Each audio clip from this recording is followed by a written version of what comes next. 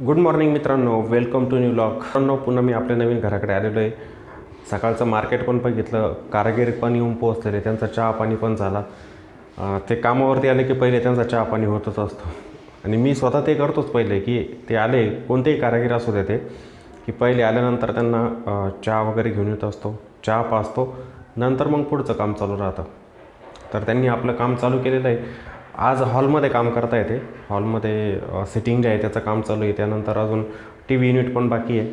वरचा टेबल तर झालेलं आहे, त्याची फिनिशिंग फक्त बाकी आहे. ते नंतर करतील फिनिशिंग. ते म्हटले की आम्ही नंतर करू, पहिलं आम्ही हॉलचं करून घेतो काम पूर्ण. तर मग आता एखाद्या वेळेला आज सेटिंगचं होऊन जाईल, मग बाकी असेल टी व्ही युनिट उद्यापासून किंवा परवापासून ते टी व्ही युनिटला पण सुरुवात करते. मार्केटचं जर बघितलं, मार्केट काही एवढं काही खास वाटत नाही, आजसुद्धा निगेटिव्हच होतं. आणि त्यामध्ये पण सोने आणि चांदीचे भाव खूप उतरताना दिसत आहे आपल्याला.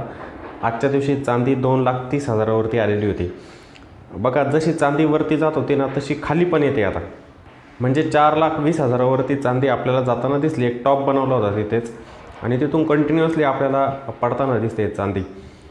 तर बहुतेक जण म्हणतील की मी तर जेव्हा चांदी टॉपला होती तेव्हा चांदी बाय केली किंवा मी त्याचे ETF बाय केलेले. तर हे बघा, त्याच्यासाठीच आपण प्राईजला समजून घ्यायचं असतं की मला जर खरेदी करायची तर मी कुठे केली पाहिजे आणि टॉपला पण मला खरेदी करायची तर किती करायची हे आपल्याला नक्की समजलं पाहिजे, बरोबर? नाही तर असं नको व्हायला, टॉपला फसलो मग बघा आत्ता तुमच्यासोबत काय होत असणार. ज्यांनी टॉपला बाय केलेलं आहे त्यांच्यासोबत काय होत असणार मग बघा. आणि अजून एक गोष्ट सांगतो की शेअर मार्केटमध्ये काम करायचं असेल तर शिकूनच करा. मार्केटमध्ये गॅम्बलिंग करून काहीच फायदा नाही मित्रांनो. तुम्हाला वाटत असेल ना की मला नॉलेज नाही घ्यायचं, मला जे उतार चढाव होत असतात मार्केटमधले डेलीचे स्पेक्युलेशनच मला मार्केटमध्ये करायचं आहे, तर त्या स्पेक्युलेशनने तुमचा मार्केटमध्ये अजिबात पैसा बनू शकत नाही. तुम्ही त्या ठिकाणी नेहमी लॉसमध्येच असणार आहे. ठीक आहे, मी निवांत बसतो आणि तुम्हाला सांगतो या गोष्टी. हे सांगण्याचं कारण काय माहिती आहे का, मागे एकदा मी व्हिडिओ बनवला होता, खूप जणांनी तो बघितला, पण त्याला व्ह्यूज पण आले. व्ह्यूज आले म्हणजे काय, म्हणजे तो व्हिडिओ खूप जणांनी बघितला. आता हा व्हिडिओ पण तुम्ही बघा, त्याचं कारण म्हणजे काय, नुकतीच घडलेली घटना. म्हणजे मुंबईमध्ये पण एक घटना झाली आणि साताऱ्यामध्ये पण अशीच एक घटना झालेली. बघा, मी निवांत बसतो मग मी तुम्हाला सांगतो ती घटना. तर मुंबईमध्ये ही घटना झालेली. म्हणजे मुंबईमध्ये 68 वर्षीय एक व्यक्ती होती, रिटायर्ड पर्सन आहे. तर तिने 11 करोडची रक्कम दुसऱ्या व्यक्तीकडे दिली आणि ती व्यक्ती फरार झाली. फरार म्हणण्यापेक्षा तो पैसा त्या व्यक्तीला पुन्हा मिळालाच नाही.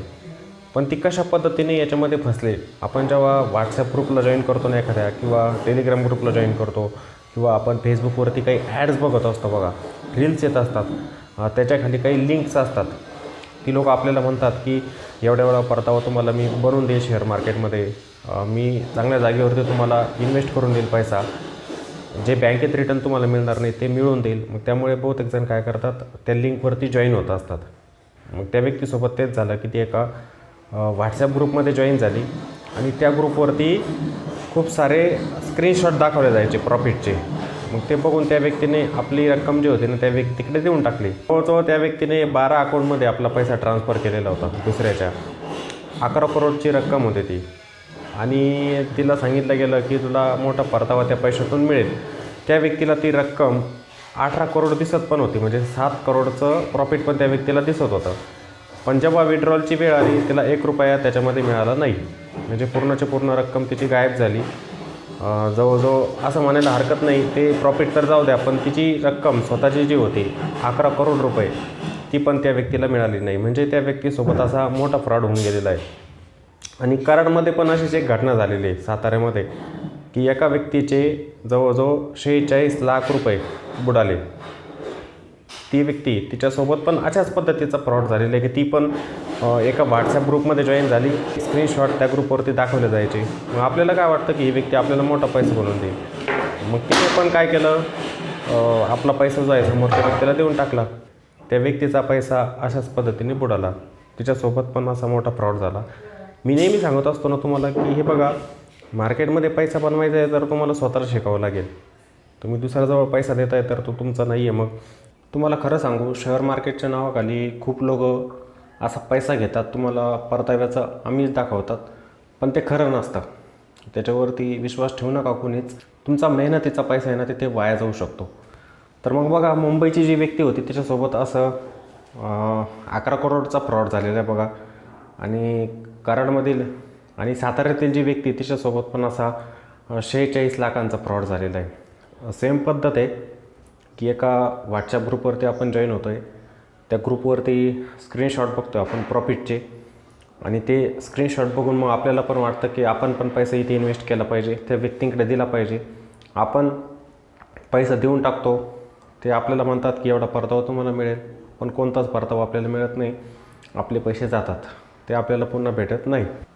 त्यामुळे सावध व्हा. तुम्हाला जर अशा कोणी व्यक्ती जर भेटल्या समजा, परताव्याचं तुम्हाला आम्हीच देत आहे, तर त्यांच्या जाळ्यामध्ये फसू नका. खूप अवघड असतं. शेअर मार्केट हा खूप मोठा विषय बनलेला आहे आजकाल. शेअर मार्केटमध्ये पैसा पण बनतो. नॉलेज घ्या, स्वतः घ्या आणि स्वतःजवळच ठेवा पैसा. कोणी मित्र पण असेल ना, त्याच्याजवळ पण देऊ नका पैसा की माझा मित्र मला पैसा बनवून देईल, मग मी त्याच्याकडे मोठी रक्कम देतो, तर ते सुद्धा करू नका. आपला मित्र आपल्याला म्हणतो आहे ना की या स्टॉकमध्ये गुंतव बाबा, आता चांगले रिटर्न बनवून देईल, त्याच्यामध्ये पण गुंतू नका तुम्ही पैसा. सरळ सरळ स्वतः नॉलेज घ्या, थोडे दिवस द्या शेअर मार्केटसाठी, मग गुंतवणूक करा. तर ह्या गोष्टी तुम्हाला सांगाव्या वाटल्या, गरजेचं आहे. प्रत्येक व्हिडिओच्या माध्यमातून मी सर्वांना सावध करत असतो. आपला दीपटेक प्लॅटफॉर्म आहे, तिथे पण व्हिडिओ बनवून ह्या गोष्टी लोकांना मी सांगत असतो. जसं आपला हा ब्लॉगिंगचा चॅनल आहे, इथे पण मी सर्वांना सांगत असतो की तुम्ही सावध व्हा. तर सर्वांनी सावध व्हायचं आहे, ठीक आहे. याच्यापासून दूर राहा. नाही बनला पैसा चालेल, पण आपला पैसा आहे ना, तो वाया नका घालू. नाहीतर खूप जण काय करतात की मोठा परतावा मिळेल या आशेने लोकांकडे पैसा देऊन टाकतात, पण तो आपल्याला मिळत नसतो शेवटी, ठीक आहे. तर जवळजवळ आजचा व्हिडिओ आपला याच्या संदर्भातच बनलेला आहे, आणि बनला पण पाहिजे असा व्हिडिओ, जेणेकरून लोक सावध होतील. जे व्ह्यूअर्स आहेत ते बघतील व्हिडिओला आणि सावध होतील.